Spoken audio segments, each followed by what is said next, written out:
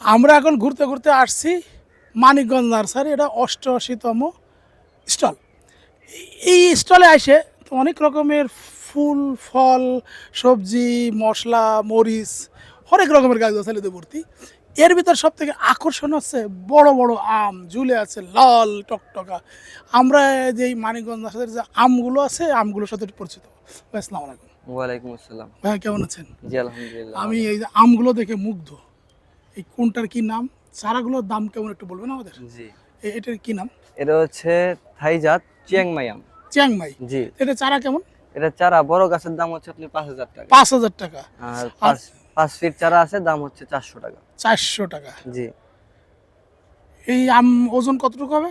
এটা মিনিমাম 800 থেকে 900 গ্রাম। 800 থেকে 900 গ্রাম। আর কি চারা আছে এখানে? এটা হচ্ছে ব্যানানা ম্যাঙ্গো। Banana mango. এটা চারা কেমন দাম? এটা চারা হচ্ছে 4,000 টাকা দাম। 4,000 টাকা। এই যে সামনে কি ব্যানানা? না, এটা হচ্ছে আপনার 12 মাসি ড্রপ আম। 12 মাসে মানে সারা বছর সারা হবে? বছরই ধরবে। সারা বছর ধরে। এটা চারাটার দাম কত? এটা আপনার 6,000 টাকা। টপ সহ? জি, টপ সহ। এই যে এটা কি ঝুলছে আম?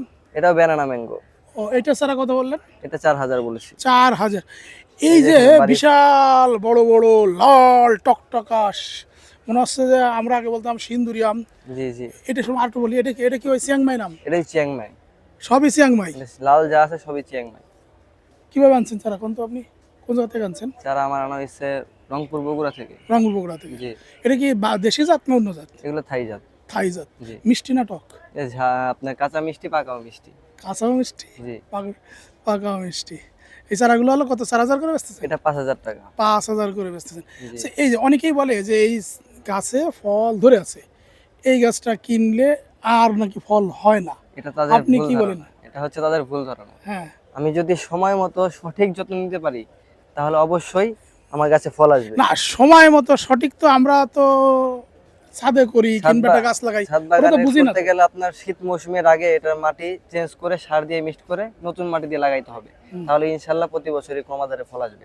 আর এইখান থেকে আম গাছটা নিয়ে গেলাম যে টবে আছে, এই টবে জি। যদি রাখিয়ে দিলাম আর কখনো টব চেঞ্জ করলাম না টব 1-2 চেঞ্জ বছরের মধ্যে, টব না চেঞ্জ করলে সমস্যা নাই, মাটি অবশ্যই চেঞ্জ করতে হবে। মাটি চেঞ্জ করতে হবে, মানে জি। এখান থেকে নিয়ে চেঞ্জ করতে হবে। এখান থেকে না, এক বছর ফল খেয়ে তারপরে গাছ কেটে দিয়ে মাটি চেঞ্জ করে দিলে আবার সামনের বছর একাই ফল আসবে। না ধরেন গাছ কাটার মানে সেটা কেমন ভাবে কাটতে হবে বলবেন আমার? এই যে না, শুধু মাথা ছেটে দিলে হবে। মানে এই গাছের এই যে এখান থেকে ফল ছাড়তে হবে। যেখান থেকে বের হয়েছে শাখাটা, মানে এখান থেকে ওখান থেকে কেটে ফেলতে হবে। হ্যাঁ, মাথাটা ছেড়ে দিতে হবে। মাথা ও। ছেড়ে দিলেই আপনার পরিপক্ত হয়ে যাবে গাছ আবার।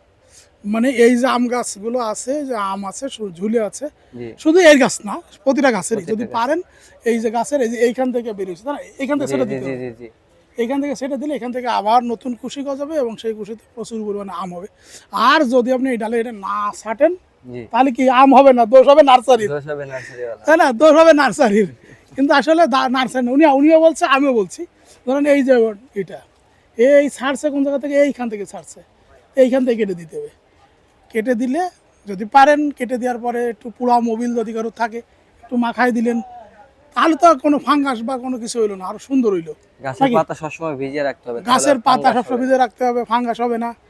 তারপরে বললো যে প্রতি বছরে শীতে কি মাসে? না। শীতের আগেই। শীতের আগেই, অগ্রহণ মাসে, অগ্রহণেরও আগে এইভাবে একটু মাটিটির ভিতরে কিছু মাটি ফেলে দিবেন, কিছু মাটি অ্যাড করবেন, সাথে সার দিবেন।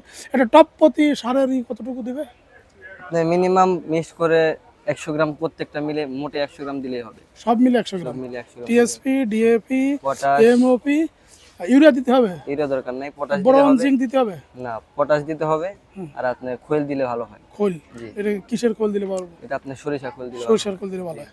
তাহলে এরকম ভালো ফল পাবো তো? ভালো ফল এর মানে চেয়ে আসলে আগামী কাল আমার বেশি যেমন আসবে। অভিযোগ আছে এবং আমার অনেক দর্শকদের অভিযোগ আছে, এত সুন্দর আমটা আমরা দেখে চারাটা কিনে নেই, জি জি। কিন্তু বাড়িতে যাই এই আমটা পরে আর 2-3 বছরের ভিতর হয় না, এটা হচ্ছে একটা বড় আল্লাহর গাছও এক বাঁচে না। অশেষ নিয়ামত, ঠিক আছে? তারপরে আমাদের যত্নের উপর ডিপেন্ড করে গাছ কতটুকু ফল দেবে, কি করবে না করবে, এটা আমাদের যত্নের উপর ডিপেন্ড করে। জি। তা আবার বলছি যে যারা আপনারা এরকম সুন্দর চিয়াংমাই আমের চারা নিতে চান, চলে আসবেন মানিকগঞ্জ নার্সারি 88তম স্টল। আর কেঁদো না বাংলার কৃষক, ফোটাও মুখে হাসি, তোমরা দেশের আসল নায়ক, বলবে বিশ্ববাসী।